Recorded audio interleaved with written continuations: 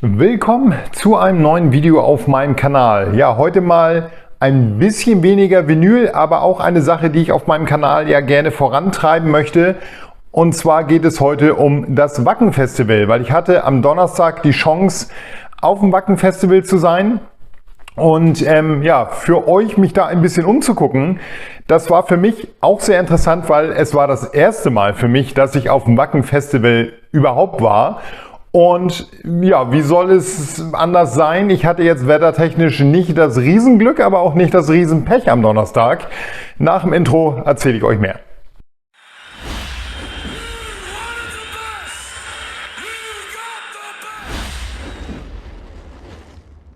Ja, das Wetter, was soll man sagen? Es war wohl ähnlich wie 2023, wo ja schon die Anreise gestoppt wurde. Diesmal hat es dann angefangen, nach der Anreise so richtig zu schütten.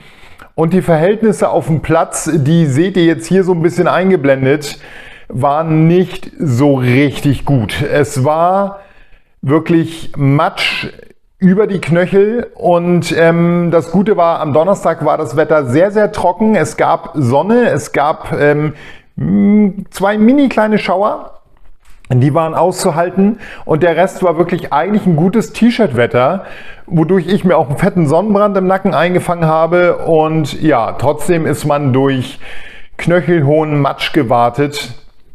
Und umso länger der Tag im Prinzip wurde und es in den ich sag mal, zum Ende des Tages hinging, wurde dieser Matsch so Richtung klebrige Knete. Und man hatte das Gefühl, die Sohle wird einem beim Laufen rausgerissen. Also es war so hyper anstrengend zu laufen, dass ich zwei blaue Zehen habe, die sehr, sehr wehtun. Ich befürchte, dass meine Nägel das nicht überstehen werden am Fuß. Und ja, ich habe Muskelkater des Todes und es war einfach wirklich anstrengend. Also Hut ab an alle, die es da eine Woche ausgehalten haben und das ganze Festival da sind. Ich bin alter Mann, ich war wirklich tot nach 24 Stunden schon. Das war wirklich hart. Also muss ich echt sagen, sehr, sehr heftig. Man kann nur hoffen, dass es 26 besser wird. Wacken 2026, dazu kurze Info, die Tickets sind wohl ab heute Abend dann online.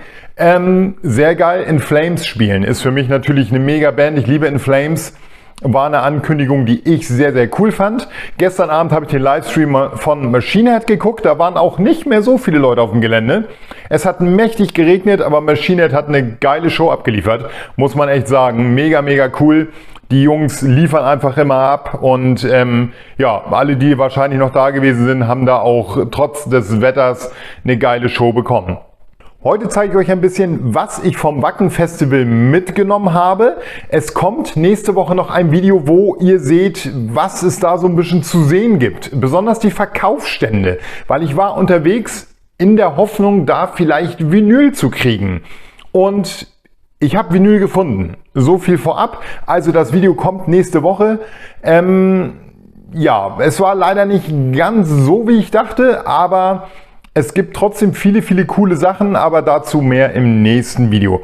Deswegen gucken wir uns jetzt erstmal an, was ich da eingesackt habe, weil ich habe eine mega geile Sache bekommen und da habe ich mich echt drüber gefreut. Wir starten einmal mit dieser Sache. Wer vielleicht mein Video gestern gesehen hat, die Platte hatte ich schon vorher. Die Unterschriften. Ich habe ein Interview mit Cypcore gemacht. Da hat die Band mir dann danach noch das Cover unterschrieben.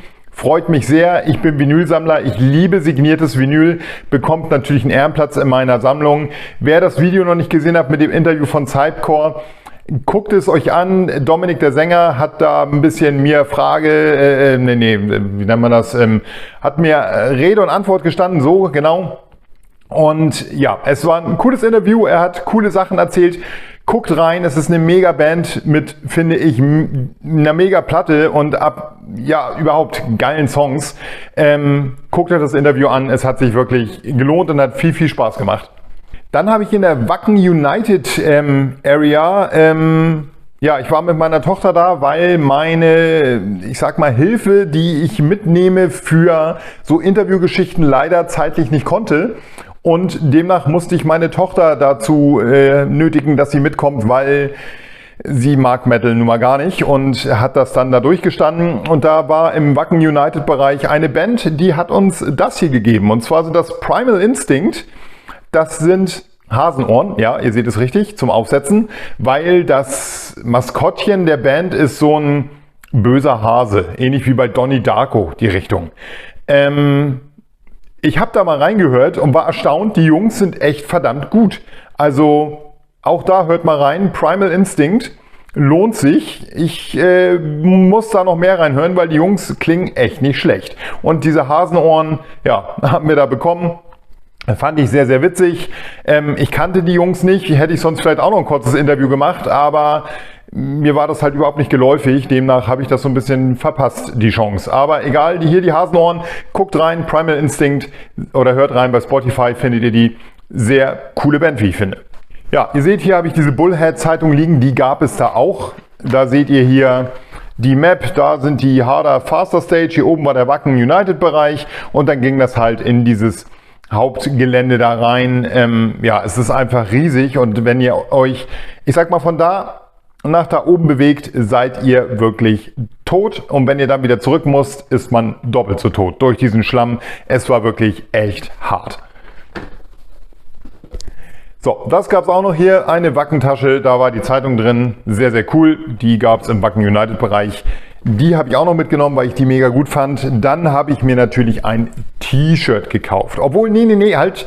Erstmal zeige ich euch noch die Becher. Was ich sagen muss, die Preise auf dem Wacken Festival sind leider, finde ich, fernab von Gut und Böse. Das ist schon relativ teuer. Ich habe hier diese beiden Becher mitgenommen. Was mich ein bisschen irritiert hat, ist, dass es nicht mal Wacken 2025 Becher gab.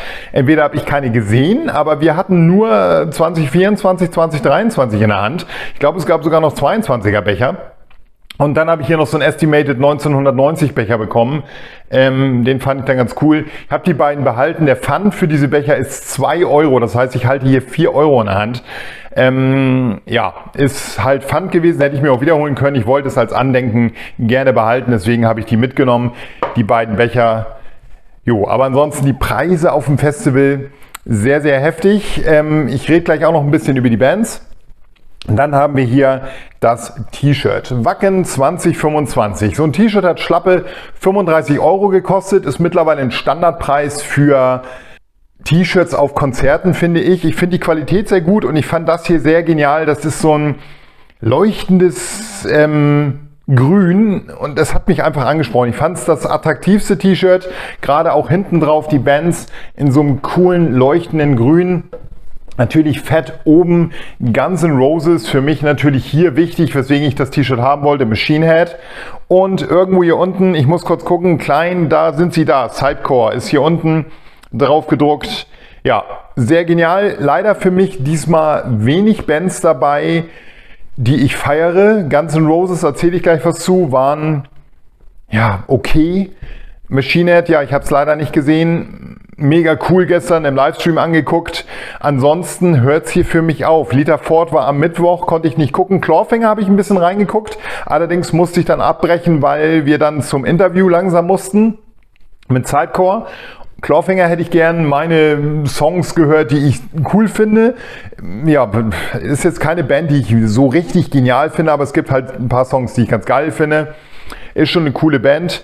Ansonsten war wirklich diesmal nicht allzu viel dabei. Mal so in den Raum geworfen, ich weiß nicht, wie ihr das seht, findet ihr, dass BAP auf das Festival gehört?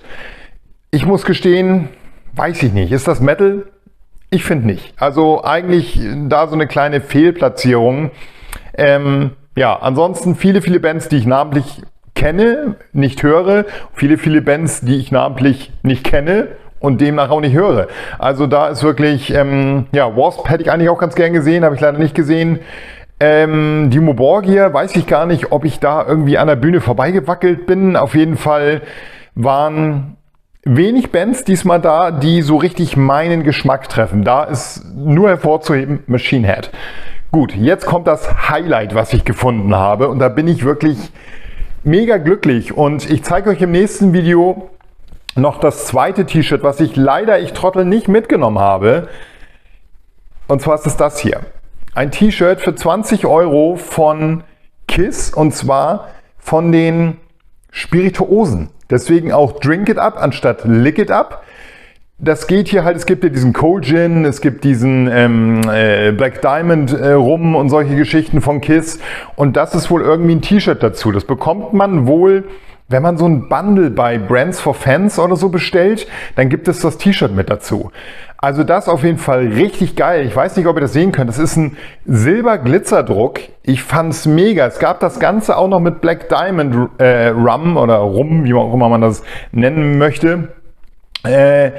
Ich habe es nicht mitgenommen, ich Trottel. Ich habe mich so geärgert, weil man findet diese T-Shirts online gar nicht. Also was das angeht, wirklich ein tolles T-Shirt. Kommt ein bisschen in meine Sammlung, werde ich wahrscheinlich auch nicht tragen, weil ich Angst habe, dass dieser silberne Druck beim Waschen dann irgendwann kaputt geht.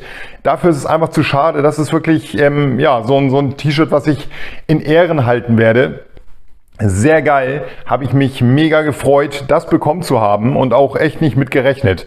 Im nächsten Video seht ihr mehr bezüglich der Sachen, die es da gab. Da zeige ich euch ein paar Stände, was es so zu kaufen gab. Auch halt dieses andere T-Shirt seht ihr dann. Guckt ins nächste Video rein. Jetzt noch ganz kurz zusammengefasst. Ja, Clawfinger habe ich gesagt, habe ich gesehen. Dann Guns N' Roses habe ich auch ein bisschen geguckt. Ich bin kein Riesen-Fan. Klar, man mag diese Standardsongs, November Rain, Paradise City, all das, was es so, ja, was man kennt, was man mag, Sweet Child of Mine. All diese Songs kennt jeder und man findet sie irgendwie auch gut. Aber leider muss ich sagen, also Paul Stanley ist schon hart anzuhören auf der Bühne. Axl Rose ist da mittlerweile nah dran. Ja, plötzlich kommt da so ein riesen Peak, der dann seine Stimme reinballert. Plötzlich ist er nicht mehr zu hören. Ich habe das Gefühl, der hat die Stimme gar nicht mehr unter Kontrolle. Es war okay, es war lustig, mal dieselbe Luft zu atmen wie Slash und Axl Rose. Aber irgendwie, ja, war es ein bisschen ähnlich wie bei den letzten KISS-Konzerten für mich. Man hat so ein Fremdschämen-Gefühl gehabt. Und weiß ich nicht. Also ich glaube, auch die Jungs sind über ihren Zenit. Und ich würde da kein Geld für ausgeben, muss ich wirklich sagen. Das war okay, man konnte da zugucken, aber ich konnte es auch nicht komplett ertragen, muss ich wirklich sagen. Also das, ne, so nebenbei, die Fotos, die ihr seht, die ich hier mal einblende, sind tatsächlich von der Wacken-Presseseite. Also die Fotos darf ich verwenden. Man durfte keine Konzerte drehen, man durfte, wenn überhaupt, leicht rüberschwenken. Man durfte bei Guns N' Roses gar nicht filmen. Also davon ab keine Fotos, keine Filme machen. Das alles ist untersagt gewesen, deswegen kann ich euch leider da nichts zeigen. Aber ja, ihr habt die Fotos gesehen und auch Cypcore konnte ich leider nur kurz sehen und wir sind dann früher abgehauen aus Gründen. Und ja, ich wäre gerne noch bis zum Ende da geblieben, aber es war auch schon sehr spät. Demnach, auch da kann ich euch leider nichts zeigen. Es war auf jeden Fall mega, gerade die Wasteland Stage mit dem Feuer oben dran und so ist schon sehr, sehr geil. Aber ich kann euch da leider keine Konzert-Snippets zeigen. Guckt da, wenn bei YouTube, es gibt ja immer private Leute, die irgendwas filmen und reinsetzen, die haben da nicht die Probleme, wie wenn man jetzt halt wirklich dann offiziell da war. Jo, auf jeden Fall. Es war sehr, sehr cool. Es war sehr schlammig. Es war Gott sei Dank gutes Wetter am Donnerstag, das muss ich dazu sagen. Die anderen Tage sollen wohl wieder härter gewesen sein, der Freitag und der Samstag. Und ja, ich bin mal gespannt, wenn die ersten Abreisevideos kommen, wie da die Lage ist. Da bin ich wirklich mega gespannt. Oh, völlig vergessen, ich habe Mosh Pit Passion, den Kyo, getroffen. Und da gehen Grüße raus. Er hat ein Foto bei Instagram von uns gepostet. Achtet bitte nicht auf mich, ich sehe aus wie ein Idiot. Auf jeden Fall, Mosh Pit Passion, Grüße gehen raus. Total lustiger Zufall, dass wir uns da an diesem Müller-Stand getroffen haben oder was das war. Oder diese Drogerie, die da ist, dieser Space Market. Ja, total witzig. Ein lustiger Zufall, dass wir in derselben Ecke gestanden haben und uns Sonnencreme ins Gesicht geschmiert haben. Jo, dann bin ich damit raus. Das war mein erstes oder schon zweites Wacken-Video. Guckt euch das Interview an. Klickt da rein, lasst einen Kommentar da. Es hilft mir und dem Video. Und ja, bis zum nächsten Video. Ne? Und Wacken-Tickets heute Abend online. In Flames sind da. Sehr geil. Auf jeden Fall. Und ich bin jetzt raus. Abo, Kommentar, Daumen. Keep on rockin'. Tschüss.